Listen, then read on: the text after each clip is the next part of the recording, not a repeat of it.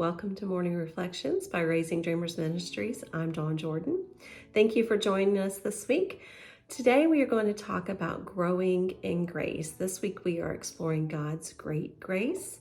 And yesterday we looked at grace and its importance in salvation. And today we want to look at growing in grace. That may lead to a question of how do you grow in grace? That is something the Lord provides to us. So how do we grow in it? We're going to take a look at two scriptures today. 2 Peter 3 and verse 18 says, "But grow in grace and in the knowledge of the Lord and our Savior Jesus Christ. To him be both glory now and forever."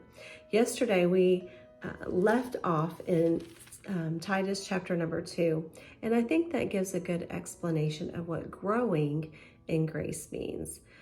We can't get more grace than we've already had. The Lord gives us all that we need at salvation, and he provides the grace. It's not something that we can get necessarily more of, but we can grow in it. And what does that mean? In verse number 11 in Titus 2, it says, "For the grace of God that bringeth salvation hath appeared to all men." We talked about that yesterday, grace and getting saved and your salvation.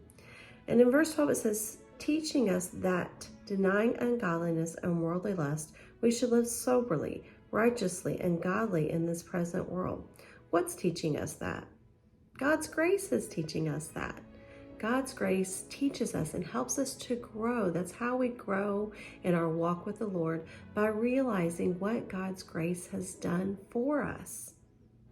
When we come to the realization of what all the Lord has done for us, it teaches us that denying ourselves and denying ungodliness and worldly lust. And we learn that looking for the blessed hope and the glorious appearing of our great God and our Savior Jesus Christ, you realize your grace has grown when you start looking for the coming of Christ. You realize your grace has grown when you look at verse 14, "Who gave himself for us, that he might redeem us from all iniquity, and purify unto himself a peculiar people, zealous of good works." You realize that you're growing in grace when you start to strive and yearn to do good works for the Lord. It's not how you're saved. It's the product of your salvation. It's how you grow in grace, by realizing, hey, I need to do more for him. Today, I hope you find yourself in the spot where you think to yourself, how can I grow in grace? What more can I do to please the Father who gave all for me? God bless, and I'll see you tomorrow.